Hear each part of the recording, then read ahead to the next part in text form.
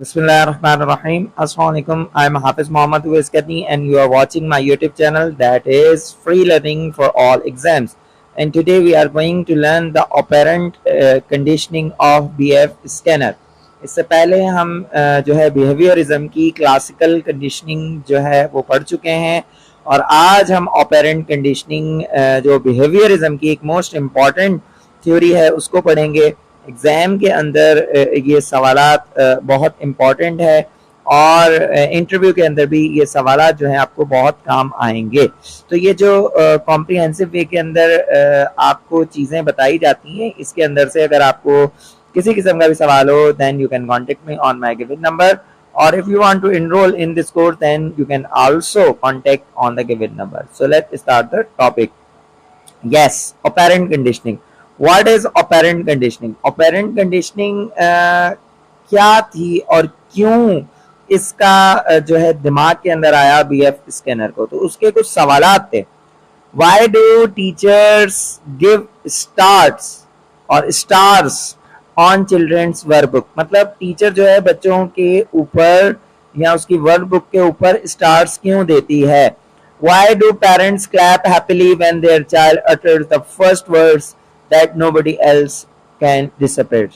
मतलब जो वालिदैन है वो क्यों भाई तालियां बजाते हैं जब उसका बच्चा पहली दफा जो है कोई बात कहता है और जो कोई ना सुन सके? मतलब इस तरह क्यों खुश होते हैं? Why do manufacturers of products announce price schemes for the consumers of their products? मतलब ये जितनी भी मैन्युफैक्चरर्स की जो भी प्रोडक्ट्स हैं वो क्यों भाई क्या कहते हैं अनाउंस करती हैं प्राइस स्कीम्स के भाई जो है लिमिटेड टाइम ऑफर है, अगर आप इतनी शॉपिंग करेंगे तो आपको कुरानदाजी के अंदर शामिल कर लिया जाएगा, उम्रे के टिकट्स मिलेंगे, बैरियर टाउन में प्लॉट मिलेगा, यहाँ बाइक मिलेगी, यहाँ जी 4x4 मिलेगी। तो इस तरह के क्यों प्राइस स्कीम्स वो लाते हैं? अब इस तरह के और भी बहुत सारे सवालात हैं, बट ये एक आइडिया देने के लिए कुछ क्वेश्चंस थे कि ये क्वेश्चंस जो हैं स्किनर के दिमाग में थे और इन सारे सवालों के जवाबात के लिए उन्होंने एक एक्सपेरिमेंट किया। तो all these questions can be found in the operant conditioning approach. इन सारे सवालों के जवाब आपको ऑपरेंट कंडीशनिंग के अंदर मिलेंगे। Types of learning in which a voluntary response becomes stronger or weaker depending on its positive and negative consequences. मतलब लर्निंग ये क्लासिकल कंडीशनिंग जो है वो एक इस किस्म की लर्निंग है जिसमें आपकी जो लर्निंग होती है वो स्ट्रांग भी होती है, वीक भी होती है, कॉन्सिक्वेंसेस के बेस के ऊपर। वो कॉन्सिक्वेंसेस पॉजिटिव भी हो सकते हैं, वो कॉन्सिक्वेंसेस नेगेटिव भी हो सकते हैं। मिसाल के तौर पे अगर बच्चा कोई गलत काम करता है तो उसको क्या है, उसको पनिशमेंट का डर होता है, उसको जो है डांट का डर होता है। तो यहाँ पे क्या है, नेगेटिव कॉन्सिक्वेंसेस है और नेगेटिव कॉन्सिक्वेंसेस से उसकी लर्निंग होती है कि दोबारा मैंने ये काम नहीं करना। तो इस तरह की जो सारी चीजें हैं वो ऑपरेंट कंडीशनिंग के मरहूने मिन्नत हैं। अब जी इसका प्रोसीजर क्या था पूरे के पूरे एक्सपेरिमेंट के अंदर?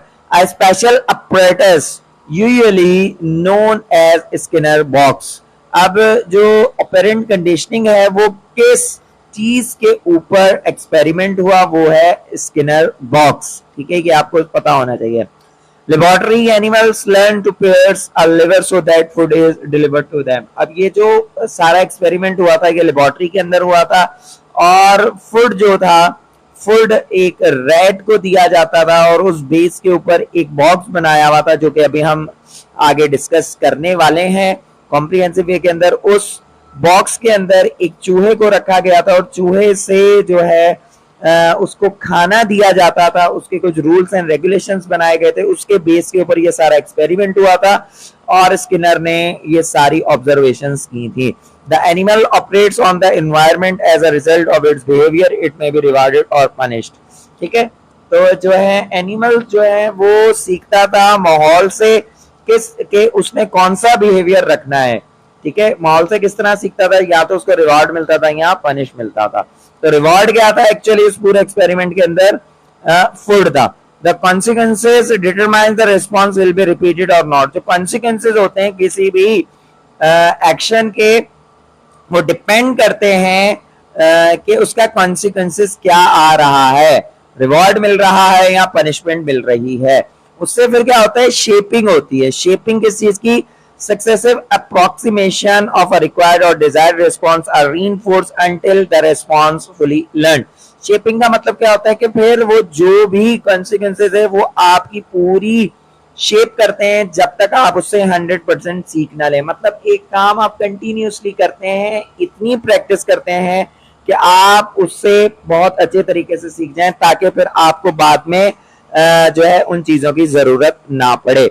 अब जी ये जो मैंने चीजें आपको बता दी वो सारी थी कि क्या हुआ स्किनर बॉक्स के अंदर। अब हम जरा फिगर के साथ कॉम्प्रिहेंसिव वे में स्टडी करते हैं ताकि आपको पता चल सके कि जो स्किनर बॉक्स था उसके अंदर हुआ क्या था और किस तरह इसमें चीजें सीखी गई थी स्किनर ने। अब एक लेबोरेटरी थी, लेबोरेटरी के अंदर एक बॉक्स था जो कि आप बॉक्स देख रहे हैं। इस बॉक्स को कहा जाता है स्किनर बॉक्स। स्किनर बॉक्स के अंदर था क्या, एक रैट था। ठीक है, बेसिकली क्या था, एक रैट था।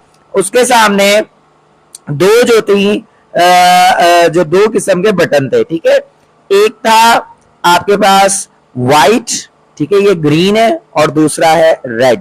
ग्रीन और रेड बटन जो था वो वहां पे बिल्कुल जो है शो हो रहा था। और यहां पे फिर अब जो रेड था उसको इस बॉक्स के अंदर रख दिया गया ताकि वो कुछ वक्त गुजार सके। जब वो कुछ वक्त गुजारता तो जाहिर सी बात है, इंसान कहीं पे भी कुछ वक्त गुजारता है तो उसको खाने पीने की भूख लगती है। तो चूहे को भी जो है बिल्कुल खाने की जरूरत पड़ रही थी। जब खाने की जरूरत पड़ रही थी तो वो इधर उधर घूम फिर रहा था, चीजों को चेक कर रहा था। जैसे ही वो चीजों को चेक करता था तो उसको पता चल जाता था। ठीक है जी। अब यहाँ पे ये जो है दो किस्म के यहाँ पे बटन्स लगे हुए हैं, सिग्नल स्लाइड्स हैं, और एक तरफ से तो रेड था, दूसरी तरफ से ग्रीन था। अब जो है स्किनर ने देखना ये था कि रेड किस तरह सीखता है। और बहुत इंटरेस्टिंग, इस रेड के नीचे पूरा इलेक्ट्रिक ग्रिड था। अगर चूहा गलती करेगा तो उसको क्या होगा, एक इलेक्ट्रिक शॉक लगेगा। ठीक है, इलेक्ट्रिक शॉक लगेगा ताकि उससे वो सीख सके। और यहाँ पे ये डिस्पेंसर ट्यूब थी जहां से क्या है, खाना जो है चूहे को दिया जाएगा। अब चूहे को स्किनर बॉक्स के अंदर जब रख दिया गया तो उसको लगी भूख। जब उसको भूख लगी तो उसने इधर उधर, आपको पता है जब जानवरों को भूख लगती है तो वो इधर उधर हरकतें करना शुरू कर देते हैं। तो इसी तरह ही चूहे ने हरकतें करना शुरू कर दी। अब जब चूहे ने हरकतें करना शुरू की तो उसने लिवर को जब रेड तरफ से दबाया तो क्या हुआ, तो हुआ ये कि उसको जो है शॉक लगा। ठीक है, ये जो इलेक्ट्रिक शॉक लगा नीचे, बिल्कुल इलेक्ट्रिक शॉक जब लगा, इलेक्ट्रिक ग्रिड था जिसकी वजह से उसको शॉक लगा। जब शॉक जो लगा तो क्या हुआ, कॉन्सिक्वेंसेज हुए। कॉन्सिक्वेंसेज कौन से थे, पनिशमेंट का कॉन्सिक्वेंसेज था और नेगेटिव कॉन्सिक्वेंसेज था। अब इससे क्या हुआ, शेपिंग हुई किसकी, रेड की। एक दफा गलती की, दो दफा की, तीन दफा की। अब यहां से वो सीख गया कि भाई मैंने लिवर के इस तरफ नहीं दबाना। क्यों, क्योंकि अगर दबाऊंगा तो क्या होगा, इलेक्ट्रिक ग्रिड होगा। तो लर्निंग क्या हो रही है, कॉन्सिक्वेंसेज बेस के ऊपर हो रही है। फिर इसी तरह ही जब उसको दो तीन दफा यहां से शॉक लगा तो उसने कहा कि क्यों ना दूसरी तरफ से लिवर को दबाया जाए। तो जब रेड ने जो येलो ग्रीन कलर का आपका सिग्नल यहाँ पे लाइट से वहां उस तरफ से जब लिवर को दबाया तो क्या हुआ, तो उसने एक अलग चीज देखी कि उसको शॉक नहीं लगा। हुआ क्या, यहां से उसको फूड मिल गया।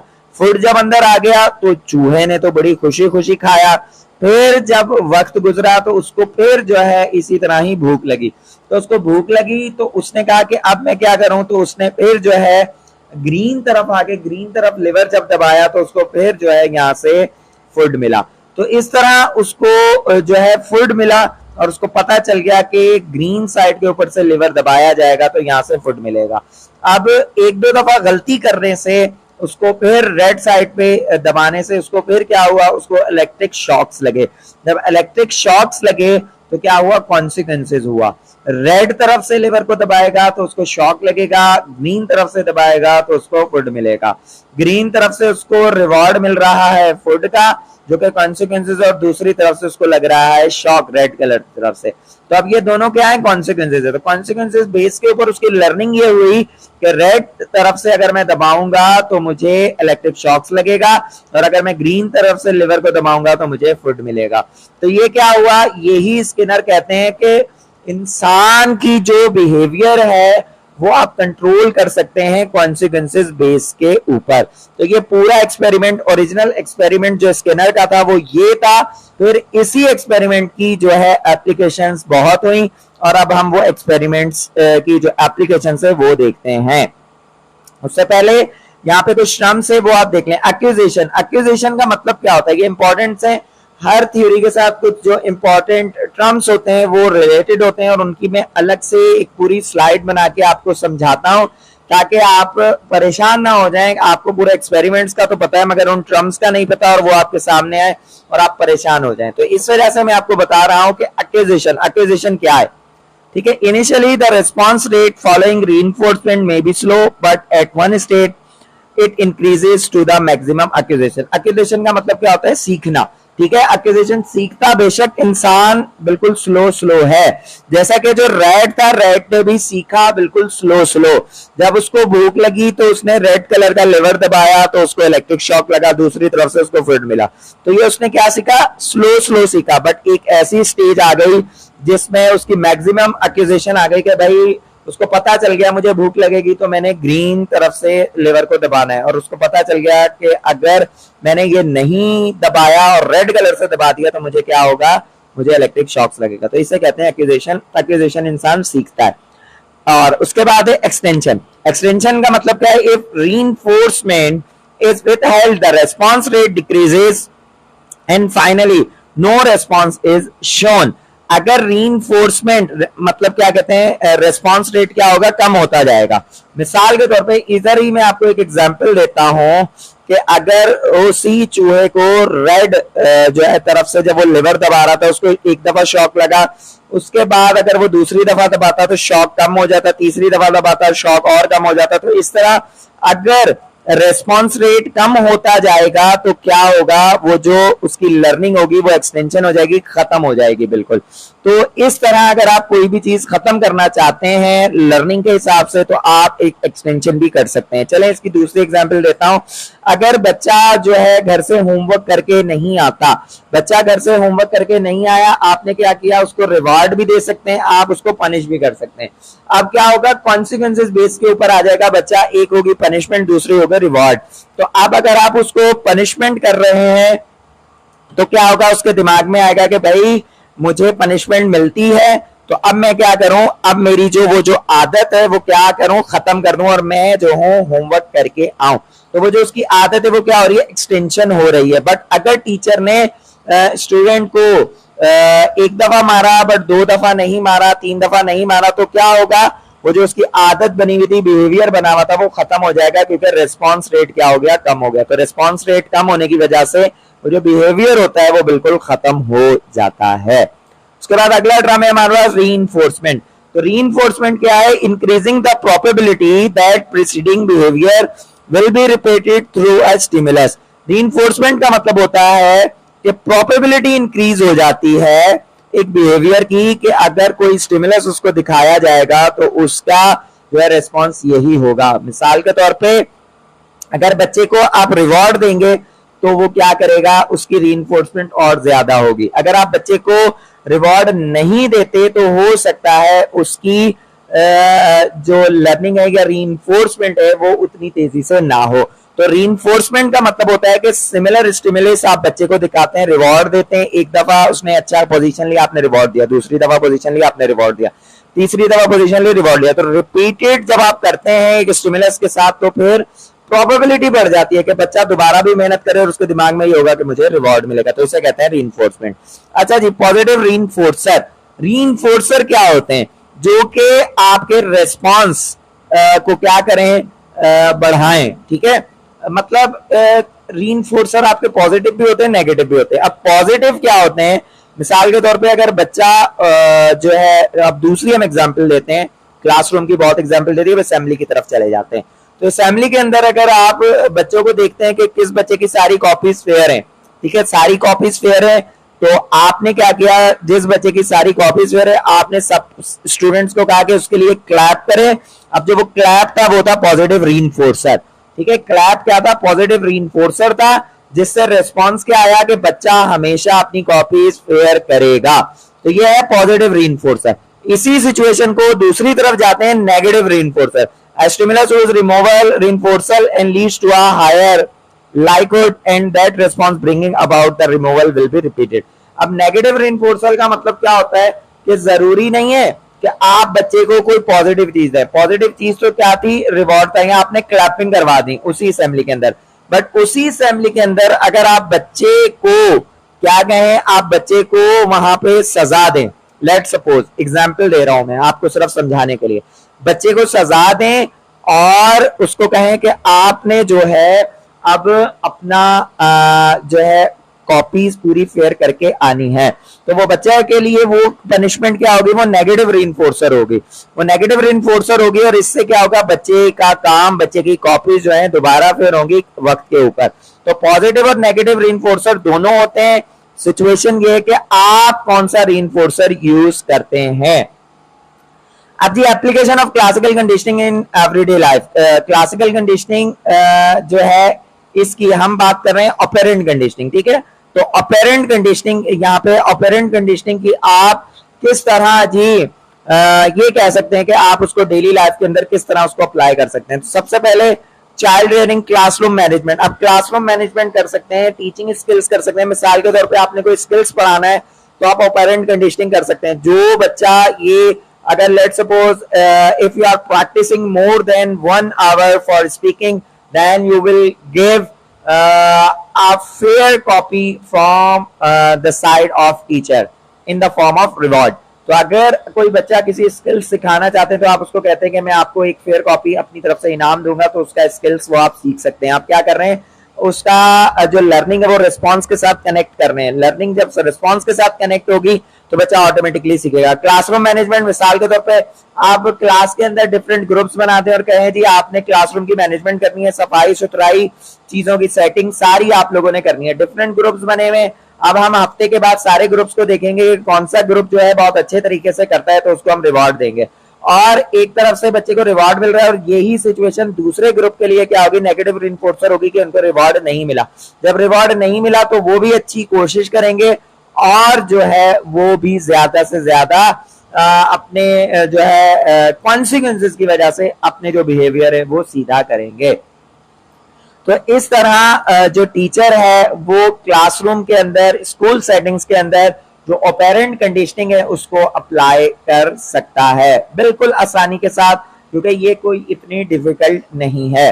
होपफुली आपको ऑपरेंट कंडीशनिंग बहुत अच्छे तरीके से समझ आ चुकी होगी। ऑपरेंट कंडीशनिंग जो है एडवर्टाइजमेंट कंपनीज भी काम में लाती हैं। इसी तरह ही अक्सर आपने उम्रे के टिकट सुना होगा या करोला कार सुना होगा कि जी कोई इतने, या बड़े बड़े शॉपिंग मॉल्स होते हैं वहां पे भी जी लिखा हुआ होता है कि जी अगर आप 10,000 या 1 लाख की शॉपिंग करेंगे तो आपका एक कूपन जो है वो 4x4 गाड़ी के अंदर जो है एक डाल दिया जाएगा। और इसी तरह ही छोटे बच्चे जो होते थे, जब हम छोटे होते थे तो हमें दिखाया जाता था कि एक लॉटरी वाला आता था और लॉटरी वाला क्या करता था, वो ये कहता था कि अगर आपने इसको जो है आपके दो जो है एक हाथ के अंदर आपके पास एक पर्चियां निकलती थी, पर्ची के ऊपर अगर आपके पास 2 पर्चियां आएंगी तो आपको ये चीज मिलेगी, अगर आपके पास 1 पर्ची आएगी तो आपको ये चीज मिलेगी रिवॉर्ड के ऊपर। और इसी तरह ही एक और चीज आपको याद होगी, कुछ बैलून्स होते थे और एक बंदा आता था एक राइफल लेके, हमें याद है बचपन में, और वो कहता था कि अगर आपने एक शॉट से ये दोनों बैलून्स जो है वो आपने शूट आउट कर दिया और फट गए तो आपको रिवॉर्ड के अंदर 10,000 रुपीज मिलेंगे। तो ये क्या था, रिवॉर्ड था। और लोग जो है धड़ाधड़ जो है शूट्स करते थे क्योंकि कॉन्सिक्वेंसेस को देखते थे, रिवॉर्ड को देखते थे, और यहाँ से वो जो बैलून था वो उसकी अच्छी खासी वो अपनी रोजी कर लेता था। तो ये सारी चीजें जो है क्लासिकल नहीं बल्कि ऑपरेंट कंडीशनिंग की हैं और लोग इसका इस्तेमाल करते हैं।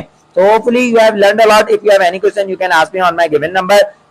Let's go towards the MCQs. तो आज के MCQs की तरफ चलते हैं. ये रहे आज के MCQs.